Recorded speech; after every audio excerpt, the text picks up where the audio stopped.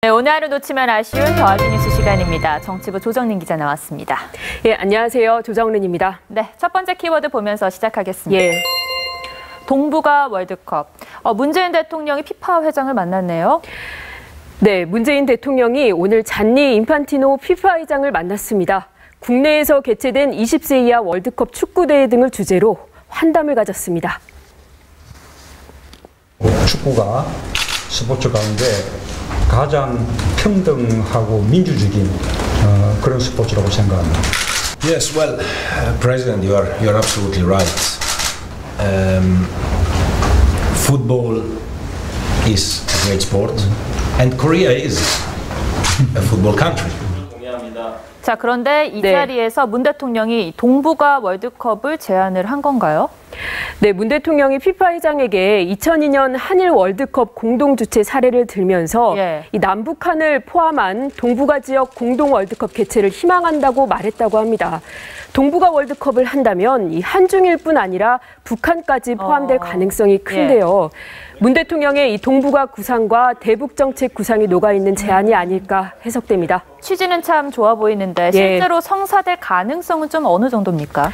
피파 회장은 조만간 중국을 가니 시진핑 국가주석에게 물어보겠다고 답을 했습니다. 하지만 현실적으론 성사되기가 그리 쉽지만은 않아 보입니다. 최초 공동 개최인 한일 월드컵도 이 성사되고 준비하는 데 어려움이 많았는데요. 더구나 이 중국, 북한까지 같이 하는 것은 현실적으로 넘어야 할 난관이 한두 가지가 아닐 것으로 보입니다. 피파도 한일 월드컵 이후 공동 개최에는 부정적인 기류가 많았습니다. 네, 녹록치 않아 보이네요. 다음 키워드 보겠습니다. 62차례 위반, 도종환 문체부 장관 후보자 얘기죠. 네, 도종환 문화체육관광부 장관 후보자가 국회의원 신분이던 최근 5년간 모두 62차례 교통법규를 위반했다는 지적이 나왔습니다. 국회 교문위 소속 국민의당 송기석 의원은 도 후보자가 고속도로 버스 전용차로 통행 위반 48회와 속도 위반 8회, 주정차 위반 6회 등 모두 62차례 교통법규를 위반해 481만 원의 과태료를 냈다고 밝혔습니다. 도 후보자 측은 이 모범을 보여야 하는 공직 후보자로서 국민들께 죄송하다는 말씀을 드린다는 입장을 밝혔습니다. 교통법규 위반 대부분이 2012년 6월 한 달 동안 발생한 것으로 당시 운전을 담당한 직원이 통행 규정에 대해 착오를 일으켰다고 해명했습니다.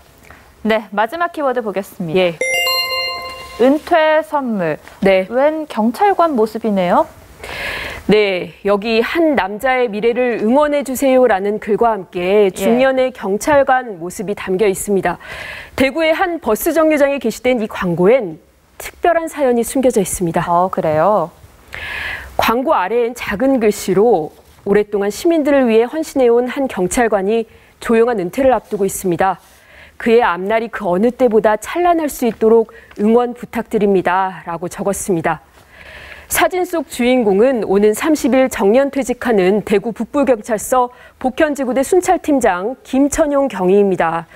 해당 광고는 광고회사에 다니는 김경희의 작은 아들 김성진 씨가 은퇴를 앞둔 아버지를 위해 직접 디자인한 것인데요.